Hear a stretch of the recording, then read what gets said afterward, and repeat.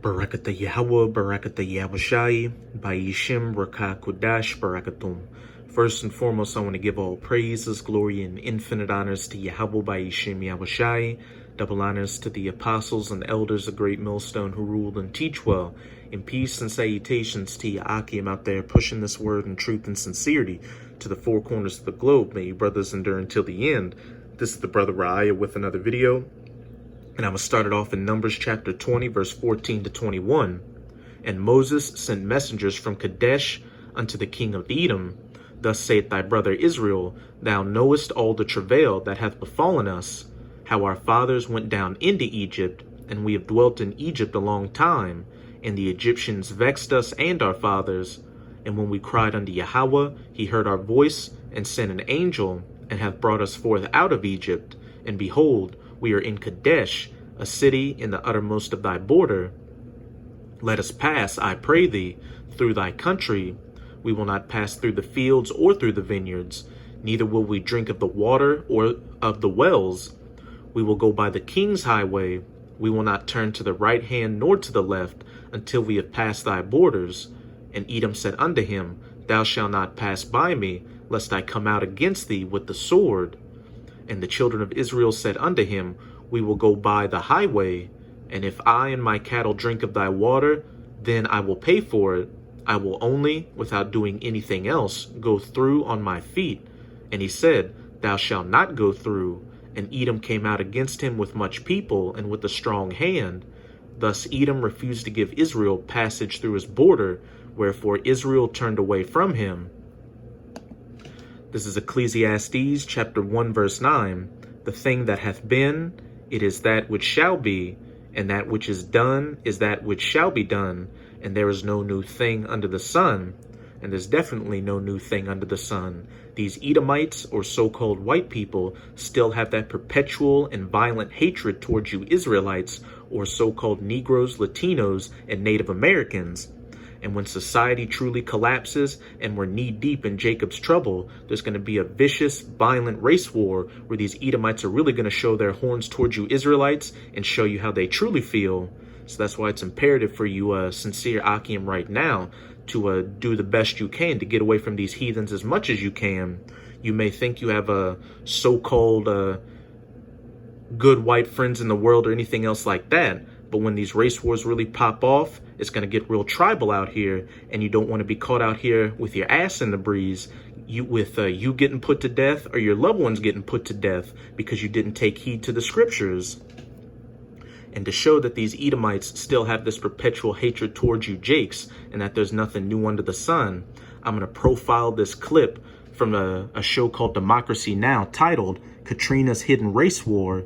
In aftermath of Katrina, it should say, Edomite vigilantes shot 11 Israelites in New Orleans. And as you'll see in this clip, during Hurricane Katrina, so-called Negroes or Judites of the Southern Kingdom tried to get to a evacuation ferry point in Algiers Point. But Algiers Point is a predominantly Edomite area. And as those Judites tried to go through Algiers Point, these Edomites formed vigilante posses and were shooting at Jake and telling Jake, nigger, go away, or we're going to put you down. And that's Numbers chapter 20 all over again. Jake tried to go through Edom's land to get to safety, and Edom gave him a warning saying, if you come through our land, we're going to put you to death by the force of the sword. This is Ezekiel chapter 35. I'm going to start at verse 1. Moreover, the word of Yahweh came unto me, saying, Son of man, set thy face against Mount Seir, and prophesy against it. And Mount Seir was one of the ancient dwelling places of the Edomites. And just as Israel is a people before it's a place, Mount Seir is a people before it's a place. Verse 5, because thou hast had a perpetual hatred, or never-ending hatred, and hast shed the blood of the children of Israel by the force of the sword in the time of their calamity, in the time that their iniquity had an end. Well, the nation Nation magazine has just published a major investigative report titled Katrina's Hidden Race War. The article examines how a group of white vigilantes in the predominantly white New Orleans neighborhood of Algiers Point shot at least 11 African-American men in the days after Hurricane Katrina. Local police have never conducted investigations into the shootings. The author of the article, A.C. Thompson, will join us in a few minutes, but first we turn to a video produced by the Nation Institute and Hidden Driver. It is narrated by A.C. Thompson and features interviews with some of the victims of the vigilante violence. When Hurricane Katrina ripped into New Orleans, most people tried to flee. In one neighborhood, however, a band of 15 to 30 people refused to evacuate. With the police department crippled, these people amassed weapons and began patrolling the streets. Before long, bullets began to fly. Over the past 18 months, I've interviewed figures on all sides of the gunfire. The gunmen, people who were shot and survived, and witnesses to the violence. Severed from the rest of New Orleans by the river, Algiers Point is an insular, predominantly white neighborhood Edomite. within the larger Algiers district, which is mostly African American. As word spread that Algiers Point was dry, desperate people fleeing flooded zip codes began headed toward the West Bank. I never thought that I would witness what I did during Katrina. You know, not now, just fine. Not among some individuals that I classified as neighbors. We're blocking both ends of the street. This is during Hurricane, Katrina. They're doing looting. They're looting the businesses right now, and we figure they'll eventually get around to looting the houses. Fearing an influx of outsiders, the gunmen of Algiers Point barricaded their streets. Malik Rahim is one of a handful of blacks living in Algiers Point. In the days after Katrina, he says he was threatened at gunpoint by several white neighbors. I couldn't walk through Algiers Point. You couldn't? Oh, no, I could stay on my block. But if I would have turned that corner, I would have been in a firefight. Malik's friend Reggie Bell was also confronted at gunpoint. After they caught up with him, they told him to run. And if he would have ran, they was going to kill him. They were going to shoot him in the back. And he told him, he said, hey, man, he said, I live right here. He told him to run. At the ferry terminal in Algiers Point, the National Guard established an evacuation zone and began busing flood victims to Houston. On September 1st, 2005, Donnell Harrington left his home and began walking toward the ferry terminal with his cousin, Marcel Alexander, and a friend, Chris Collins. These Judites trying to get to safety at that ferry point, having to go through Algiers Point, through Edom's land to get to it. To get to the evacuation zone, the trio had to walk through Algiers Point. You know, I was talking to my cousin and our friend, and I was telling them that, we finally about to get out of here. You know, I was talking, because my cousin was on the side of me, on the right side, and I looked down at my arms and everything, and because you know some of the shots hit me in my arm, my chest, my neck, my stomach, and you know, I just saw blood everywhere. I'm trying to pick him up the shots again, so I fell. And Donnell trying to get up, man, we always trying, we panicking now. And he was like hollering, like, you okay, you all right? And he was, you know, like I said, he was pretty hysterical, man. And when I saw the guy, when I actually recognized the guy with the shotgun, you know, and it was like he was reloading or something. As I'm trying to pick him up, they coming towards us with the gun.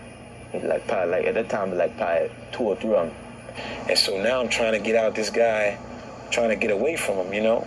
2 of them coming my way, and one of them coming at the nail way. But the last I saw the nail, and I'm running, me and Chris running, and it was like, oh, we gonna get you niggas. I ran up into the corner, and they had these 2 guys in the car. They had these 2 white men in the car. Edomites. An older white guy and another, you know, a younger white guy. And they had these shirts off. I can remember, you know. And they were like in a small pickup truck. We know y'all, what y'all was doing. We saw y'all. Marcel goes on to say the vigilantes thought he was a looter. And You know, I'm asking these guys, I'm like, help, help me, you know what I mean? And the guys was like, I can remember him telling me, we can't help you, get out of here, you know what I'm saying? And one of the guys, I can remember one of them calling me a nigga, get out of here, nigga. We can't help you. We liable to shoot you ourselves. That was the last thing I heard him say. Get out of here, nigga, or we're going to shoot you. Back in Numbers chapter 20, and the children of Israel said unto him, we will go by the highway, and if I and my cattle drink of thy water, then I will pay for it. I will only, without doing anything else, go through on my feet. And he said, thou shalt not go through. Get out of here, nigger. And Edom came out against him with much people and with a strong hand, or we'll shoot you. Thus Edom refused to give Israel passage through his border, wherefore Israel turned away from him. Nothing new under the sun, Jake. Eventually, Harrington got help. A black neighbor drove him to the hospital, where doctors pulled 7 lead pellets out of his neck and repaired a large hole in his jugular vein, saving him from death. Some of the white men involved in the vigilante group have publicly bragged about taking part in the violence, but none of them has been arrested. In 2005, several of the men talked about their activities in the Danish documentary Welcome to New Orleans. How do you protect yourself? You had to do what you had to do. If you had to shoot somebody, you had to shoot somebody. No, we had that simple. We had looters. It was great. It was great. It was like pheasant season in South Dakota. Right on. If it moved, we shot it. We had looters. It was great. It was great. It was looters. It was great. It was great. It was like pheasant season in South Dakota. Right on. If it moved, we shot it. That's not a pheasant. We're not in South Dakota. What's wrong with this picture? For a little walk the street, we had sidearms. Yeah, you had no choice. It was that bad. We said just put them on the side because they knew they were doing wrong, I said just put them to the side. That's all we can do. I am no longer a Yankee. No. I earned my wings. He understands the N-word now. I learned He understands the N-word now. Back in Ezekiel 35 verse 5, because thou hast had a perpetual, never-ending hatred and hast shed the blood of the children of Israel. It was like pheasant season. I'm no longer a Yankee. By the force of the sword, Esau's blessing, the modern day sword being the gun, in the time of their calamity, in the time that their iniquity had an end. And this is mainly talking about the end of slavery right here. But since there's nothing new under the sun, it can also be equated to during Hurricane Katrina, in the time of their calamity, when Jake was trying to get to safety, Esau Edom was still putting that force of the sword to them. And this all goes back to the fact that Jacob got the blessing and the birthright to the kingdom of heaven from Esau. It's not based on skin color, it's a spiritual thing. And you Jakes and Edomites will never get along. There's always going to be that perpetual hatred. my wing. With all the noodles and stuff. What noodles? You didn't see those? We had 3. They left here, one without a t-shirt, and the other's full of buckshot. And we have the t-shirt to prove it. Really? Oh, yeah. What happened? We shot him.